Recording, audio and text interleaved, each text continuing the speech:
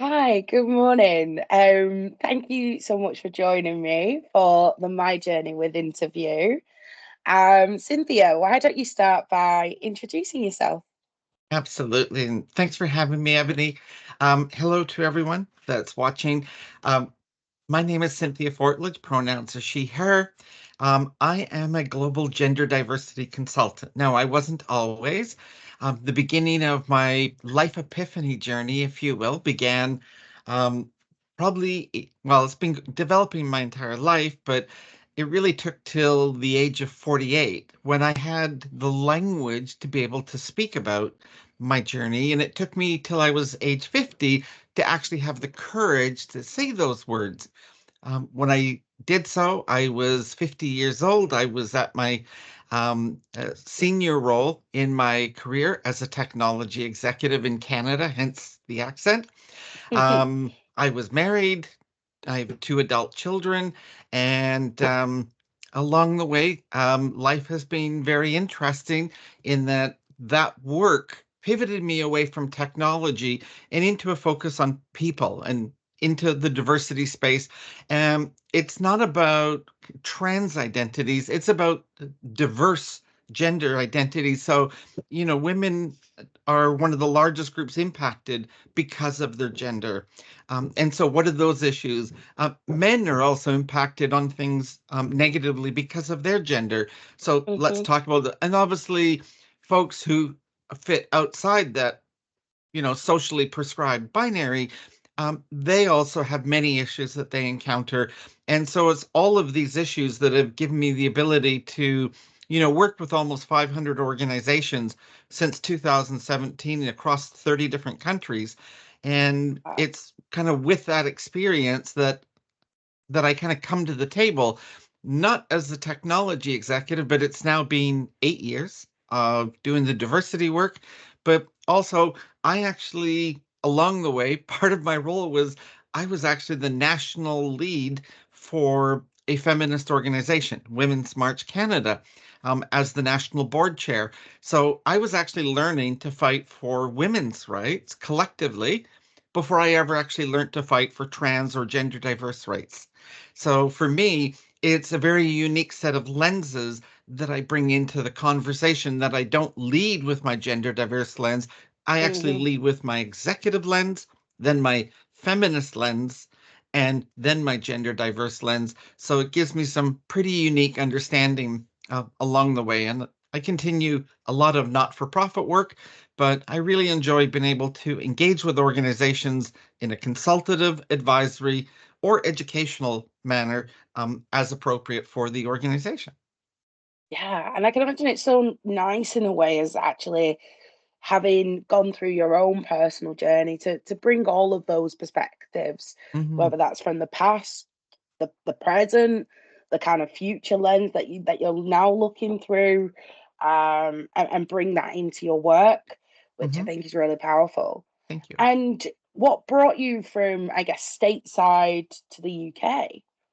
Yeah, well, I mean, as a Canadian, we wouldn't say stateside, but I Of get course. it. Ah, That's okay. I It's knew. I was it's like, it's Canada, but my head just was like no, stateside. and I'm you know what? so So sorry. that's perfect because look, here's the advice we can give. So whenever you're dealing definitely with quote a North American accent, just you can refer to somebody, just go, well, that sounds like a North American accent or so forth, or simply across the pond, right? So again, much like we talk about gender and it's like good morning everyone, folks. We're It it learning. it's the Always it's the learning.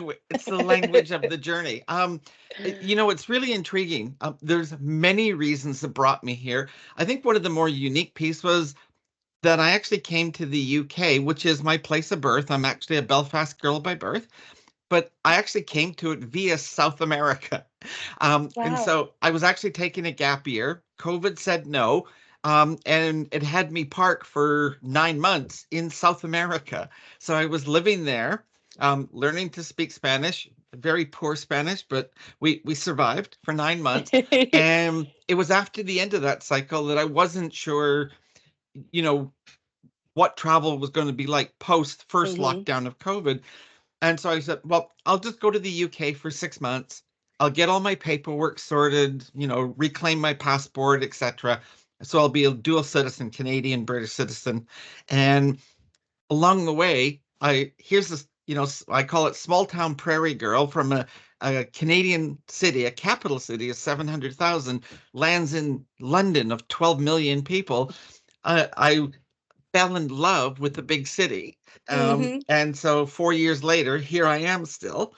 And that's caused me to pivot and rebuild my business. But, there was a number of factors. It was for those that are aware of kind of what, a gender diverse journey might look like.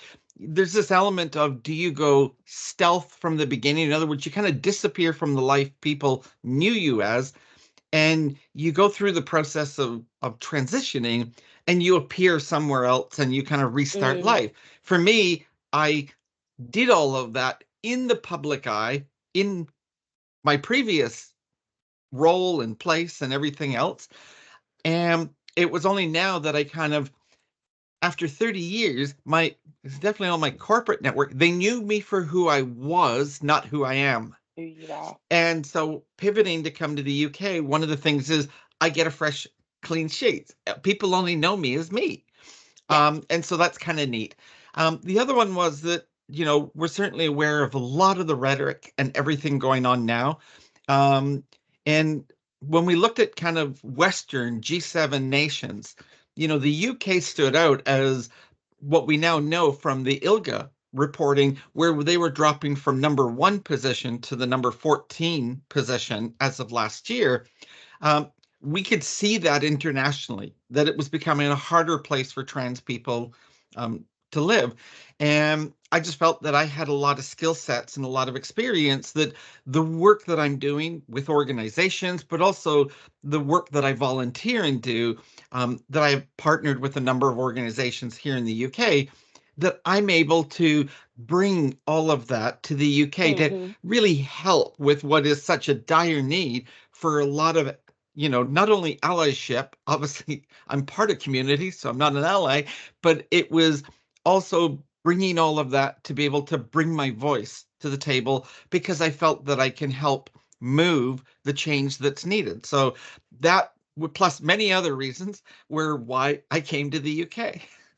Well, I think, obviously the stars just aligned, and sometimes that is how it works, whether Yeah, it's one reason or 10 reasons, it makes you go, and now you're here. And the work that you are doing is absolutely amazing. Obviously, I've been privy to a few conversations with you now, so I know a bit more about it. But if you had to give us a kind of quick yeah, summary about some of the work that you're doing, but please do bear in mind, if you do watch this, and you're enjoying the chat and hearing what Cynthia does, and you want to know more, you can reach out to Cynthia directly, and she'd be more than happy to help you. yeah, But yeah, absolutely. tell Thank you, us Ebony. a little bit. Yeah. Um, I mean, I've already mentioned that, I provide consultative advisory and educational services. The underpinning to a lot of the work that I do is actually a life philosophy that came from probably a very intense part of my life in my journey. But simply, it's acceptance without understanding. And I'm not asking somebody, when I ask for acceptance, I'm not asking for agreement. I'm also not asking for tolerance. I mean, it means to be put up with, right? Nobody wants to be put up with. We just simply want to be accepted. And because as human beings, we're so complex, quite frankly, most of us don't even know ourselves well enough, let alone think that we know another human being better than they do. And so the idea of acceptance without understanding says, can you create this idea of acceptance, which is really no judgment?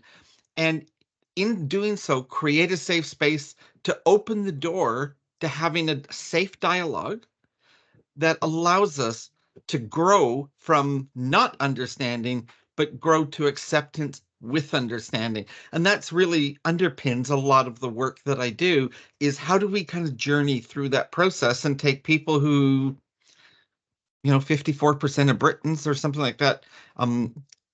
The study had said that have never met a trans or gender diverse person, or at least they don't know they did. Um, and so if I can help alleviate that and make some of those people feel less afraid, um, Yeah. or to remove it, then that's what I'm here for. And for that work, I focus on corporations, which are really microcosms of our culture. 100%. Yeah. Oh wow. No, like I mean, I was inspired from day one, but even hearing it again, it's just I think more people need to kind of go with that gut, and also if they can influence just one person, if they can influence, someone's thoughts and change, then that can have an impact on the next person. And actually it's not a case of we need to win awards in D&I to have powerful work.